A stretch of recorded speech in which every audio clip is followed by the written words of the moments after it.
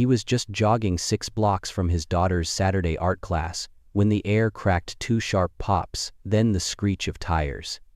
A body in uniform hit the pavement, blood already pooling under the cruiser's flashing lights. Most dads, let's be honest, would grab their kid and run the other way, instinct screaming for self-preservation. But not Nathan Carter. He yanked the leash off Rex, his retired Marine K-9, dropped to one knee beside the fallen female officer, and pressed both fists over the gaping hole in her chest, while sirens still sounded miles away, frustratingly distant. By sunrise the next morning, every officer in Boston would know exactly what that quiet single father and his loyal dog had done, and the department, well, they'd never look at civilian help the same way again. This wasn't just a rescue, it was a reckoning. Nathan's mornings usually start at 5:30, sharp. Pack Lily's lunch with a little note inside, let Rex out for his morning patrol, then lock up their cozy apartment on Hemingway. After that, it's a brisk walk to the farmer's market, so Lily, with her budding artist's soul, can sell her beautiful watercolor postcards. That particular Saturday felt calm, almost idyllic, didn't it? Sunlight painted the red brick buildings in warm hues, vendors laughed, their voices carrying on the crisp air, and that saxophone busker was playing Old Town Road for what felt like the 10th time that hour. Lily, ever the adventurer, asked if they could detour down West Canton. "The crepe truck parks there, Dad," she'd pleaded. Nathan, always a softie for his daughter, said sure. Rex, a creature of habit, probably needed the extra stretch anyway. They were just halfway down the block, enjoying the quiet morning, when the first shot echoed, sharp and brutal. Lily flinched, a small, startled sound escaping her lips. Nathan's Marine training, dormant for years, snapped into action. Identify, cover, advance. His eyes scanned, his mind racing. He spotted the unmarked Crown Vic angled awkwardly against the curb, its driver door flung open, radio still squawking static like a dying bird. A woman in plain clothes, jeans, a black hoodie, her badge clipped to her belt, lay face up, handcuffs dangling from one wrist, a terrifying crimson blooming through the cotton of her shirt. No partner in sight, no backup yet. Just a growing circle of onlookers, phones raised, filming but frozen at the curb, too shocked to move. Nathan knelt, his movements precise and economical. "Lily, stand behind Rex," he instructed, his voice firm but calm, then checked the officer's carotid artery weak, barely there. Entry wound upper right chest, no exit, airway clear. He ripped off his own hoodie, packed it hard against the hole, and started counting compressions under his breath, a rhythmic chant against the rising panic.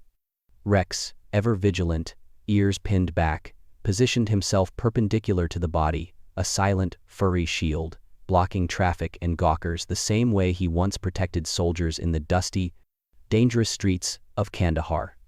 Police response time in Boston averages a solid 7 minutes. This woman, Officer Sarah Mitchell as they'd later learn, did not have 7, she didn't even have 5. Nathan's field dressing kit, a habit from his Marine days, from 2012, never left his keyring. A small plastic vacuum-sealed pouch containing quick clot, a chest seal, and trauma shears. He slit her hoodie with a practiced hand, wiped the blood away, slapped the seal over the wound, and kept firm pressure. It was a race against the clock, against life itself.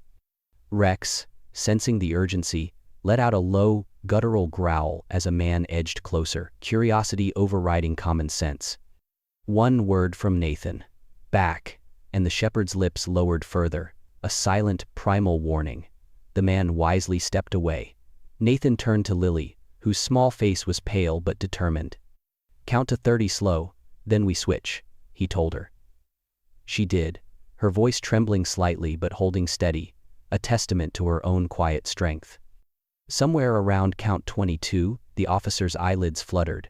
She tried to speak, blood bubbled at the corner of her mouth, a terrifying sound. Nathan leaned in close, his ear almost touching her lips.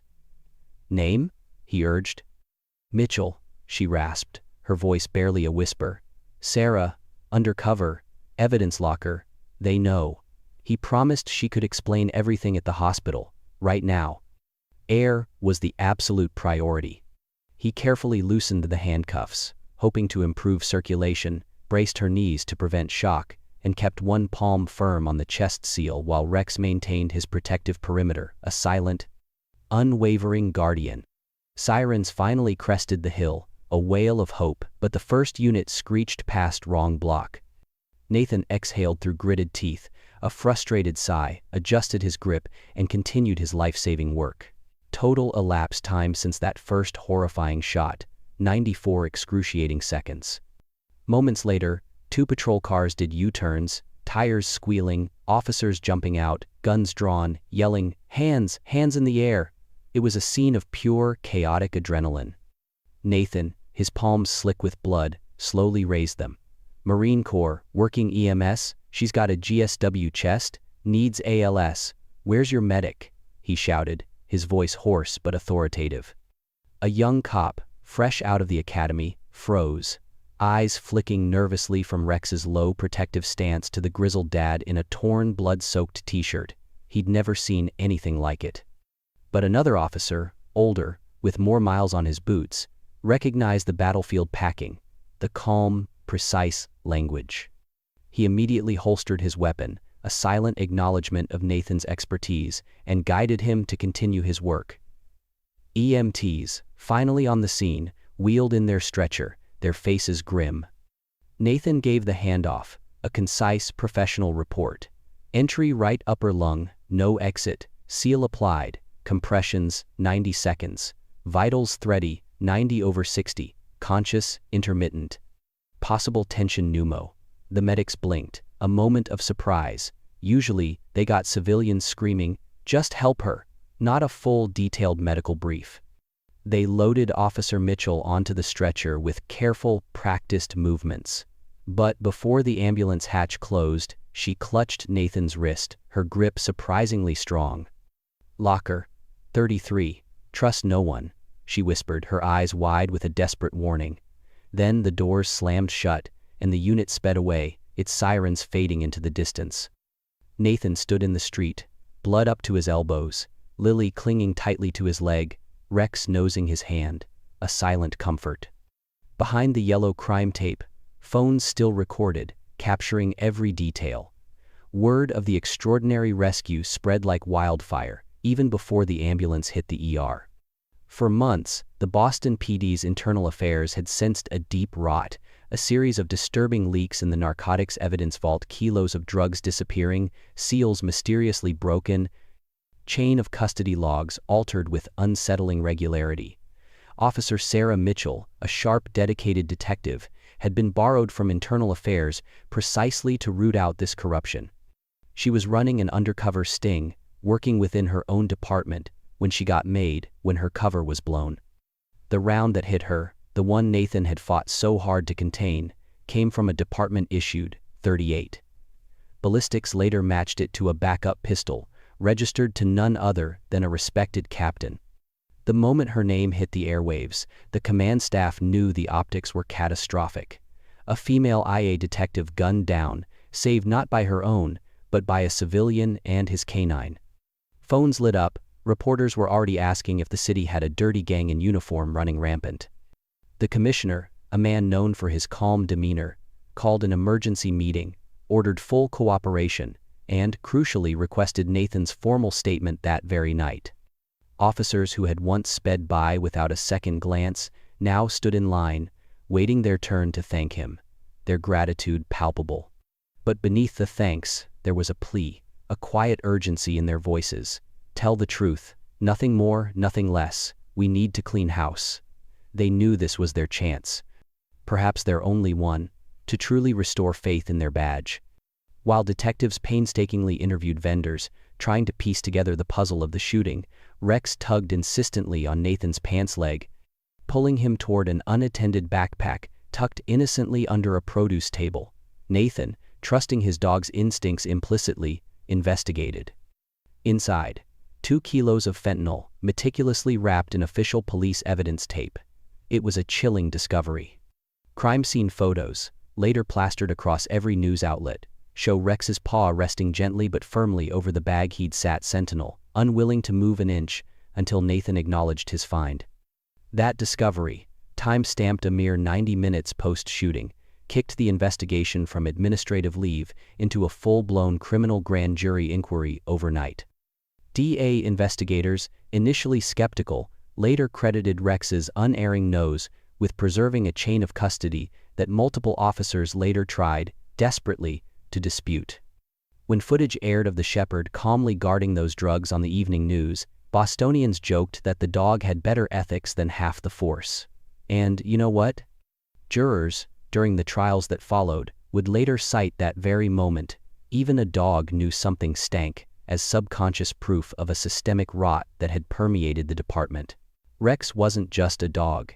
He was a four-legged polygraph, sniffing out the truth where humans had failed. Nathan Carter was not, and never would be, a man who sought the spotlight. He never gave TV interviews, despite the relentless requests. He agreed to just one written statement, released through the department, his words carefully chosen.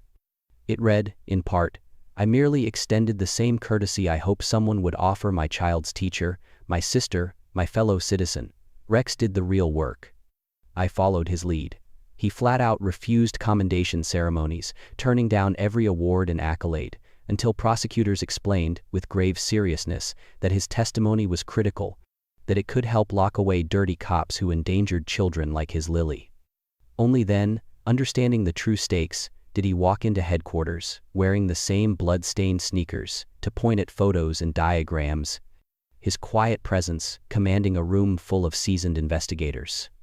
Detectives, accustomed to ego and bluster, noted his respectful demeanor. He addressed every female officer as "ma'am," every patrol officer by their rank, and even offered a genuine apology when a curse word slipped out in his frustration. Rumors flew, of course, that he'd once earned a Navy Cross for heroism. He neither confirmed nor denied, simply shrugging it off. This humility, this quiet strength, stunned a culture often used to chest-thumping and self-promotion. He was a hero in the truest sense, without needing the fanfare. Within a mere 6 weeks, the charges stacked up, a domino effect of justice. Captain Marcus Stone, a man once held in high regard, faced charges for evidence tampering and conspiracy. Officer Raymond Cross, for attempted murder, a chilling betrayal of his oath. 2 narcotics clerks were indicted for conspiracy, and 1 civilian contractor for trafficking. The DA, moving swiftly, froze 38 bank accounts, seized 4 homes, 2 boats, and a gleaming Daytona Porsche. Body camera audits, initiated in the wake of the Mitchell case, uncovered a disturbing pattern: officers skimming drug busts, not for lavish personal gain, but to finance the exorbitant medical bills for Stone's grandson, who was battling leukemia. It was a morally gray area, a desperate act born of love, yet one that still broke laws and shattered public trust. Cross received a brutal 25-year sentence. Stone, in a plea deal, got 15 years with restitution, his career and reputation in tatters. Others averaged 5 to 10 years behind bars. Simultaneously, the department announced sweeping new oversight measures: randomized evidence audits, tamper-seal RFID tags for crucial evidence, and an anonymous tip portal to encourage whistleblowers. The city council, spurred by public outcry and a renewed sense of urgency, approved a $2 million fund for officer body cam cloud storage, citing the Mitchell case as the undeniable catalyst. Headlines screamed, calling it Boston's Blue Purge, a dramatic cleansing. But officers, those who remained honest and dedicated, simply called it the day a dog and a dad saved us from ourselves. Officer Sarah Mitchell spent 9 harrowing days intubated, her life hanging by a thread, and ultimately lost a portion of her right lung. But against all odds, she walked out of the hospital, pale but determined, to thunderous applause from her colleagues and the public. Her first outing, a day she'd eagerly anticipated. A private meeting with Lily, who shyly offered a new watercolor, a vibrant depiction of Rex wearing a bright red Superman cape. Sarah, tears welling in her eyes, hugged Lily so long and tight that security joked they might need a permit. She then knelt to Rex, whispering words of gratitude into his furry ear. The shepherd, understanding, licked the faint scar running along her clavicle, his tail wagging furiously. Media, discreetly kept at a distance, captured the poignant moment. The photo still hangs proudly in Boston PD's community room, simply labeled, Integrity. Nathan stood back, observing, letting the officer and child trade bracelet charms a small silver handcuff for Sarah, a tiny dog bone for Lily. No grand speeches were needed, but cameras caught Sarah mouthing thank you to him across the small gathering. He simply nodded, a quiet acknowledgement of their shared ordeal. From that day forward, monthly playdates formed, an unlikely but beautiful tradition. Lily, Sarah, Rex, and a rotating crew of patrol officers, gathering in the park, grilling hot dogs, playfully arguing about the best Marvel movies, kids painting faces. A bullet had tried to tear the city apart, to fracture its trust. Instead, it had stitched strangers into an unbreakable, extended family. The impact of Nathan and Rex's actions rippled far beyond the immediate arrests and reforms, touching every corner of the city in ways nobody expected. Crime tip calls, for instance, jumped a staggering 40% in the month after the dramatic footage aired. Citizens, seeing the power of cooperation, finally believed their voices mattered. Adoption events for retired military dogs sold out faster than concert tickets, everyone wanting their own loyal Rex. Nathan's employer, a small but reputable Back Bay print shop, quietly doubled its donations to veterans programs, inspired by his quiet heroism. And Lily's watercolor postcards? She printed a special Rex series, selling 500 at $5 each, donating every single penny of the proceeds to the Boston Police Foundation for stab-proof vests. A tangible legacy of her father's courage. Middle schoolers, moved by the story, started a club, Pause Before Badges, pairing at-risk youth with therapy dogs at district stations, fostering connection and trust. Even the commissioner's weekly podcast, usually a dry affair, opened with playful barking sound effects, its ratings soaring among the 18 to 34 demographic. All these unexpected changes, all this renewed hope, because one man and one dog, driven by an unwavering moral compass, refused to step back when stepping in meant everything. Ask any officer at roll call today, years later, remember Mitchell and the dad? Heads nod, a quiet, knowing acknowledgement passing through the ranks. Patrol cars across the city now. Keep extra trauma kits. Nathan's improvised dressing, having inspired quartermasters to rethink their standard issue. Recruits watch body cam footage of Rex circling that evidence bag, a silent, furry guardian, as a mandatory lesson on chain of custody vigilance. Command staff, when ethics classes run late and attention wanes, reference the civilian who outranked us in integrity, a powerful reminder of their oath. Even the old-timer, the gruff sergeant who once growled, "Civilians should stay behind the tape," now ends every first aid refresher with, "Pack the wound like Carter showed us, tight, fast, and without excuse." The story, once a source of deep embarrassment for the department, transformed into a badge of honor, a powerful narrative, proof that the public trusts cops enough to save them, and, in return, expects cops to return the favor, clean and honorable. If this story hit you the way it hit me, if it stirred something within you, then hit that like button. Let's make sure more people hear what true courage, wrapped in genuine humility, looks like, and drop a comment below. Tell us about a time you, or maybe even your amazing pet, stepped up when every instinct screamed to step back. Your story might just inspire someone else to do the same. Months later, the city returned to its usual headlines, buzzing about playoff hopes and the perennial pothole budgets. But for the Carter-Mitchell clan, normal meant something wonderfully new, something richer. Nathan still walks Lily to art class, a familiar, comforting ritual. Yet, every Saturday, Rex pauses at that same fateful corner, his nose twitching, a phantom memory in the air, until Nathan scratches his ears and murmurs, "Job done, brother." Sarah, now a detective sergeant, an undeniable force for good within the department, leads IA workshops on undercover survival. Her experiences, a living lesson. Lily has a special keychain, a small polished silver rectangle that reads, "Keep pressing forward," the quiet mantra Nathan had muttered while packing Mitchell's wound, a reminder of resilience. And every Thanksgiving, without fail, the print shop owner closes early, a tradition born of gratitude, so his staff can deliver warm, home-cooked meals to the K-9 unit, because gratitude, like wounds, needs regular, thoughtful tending. Their lives, forever intertwined, were a testament to the unexpected beauty that can emerge from the darkest moments. Heroism rarely looks cinematic, does it? Mostly it's sweaty, bloody, and incredibly awkward. It's a dad, juggling backpacks and trauma gear, his heart pounding. It's a dog, drooling on crucial evidence, yet unwavering in his duty. It's a child, counting compressions, because that's the only math she could offer in a moment of utter chaos. Their power wasn't some superhuman strength or a perfectly choreographed plan. It was decision speed, the split-second choice to run toward harm, to stay until safety was secured, and to speak the unvarnished truth afterward. The Boston Police Department learned, painfully, that corruption festers when silence feels safer, when turning a blind eye seems easier. And citizens, for their part, learned that one voice, amplified by one loyal dog, can absolutely flip that script, can ignite a movement. So, next time you hear a sudden pop, next time you see a crowd frozen in fear, remember Nathan's quiet sprint, Rex's steadfast circle stance, Lily's tiny, trembling count.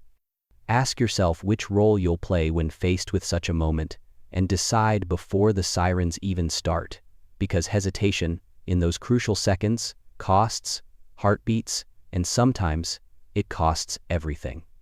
If you believe stories like this deserve daylight, deserve to be heard, then subscribe and share this video. Let's flood the feed with reminders that ordinary people and their extraordinary pups can still tilt the world toward good, can still make an undeniable difference. And while you're at it, maybe go thank a local cop, a paramedic, or a veteran. Odds are, they're carrying scars we never see, fighting battles we never know about. See you in the next story. Bring tissues and maybe a tennis ball for whatever hero we meet.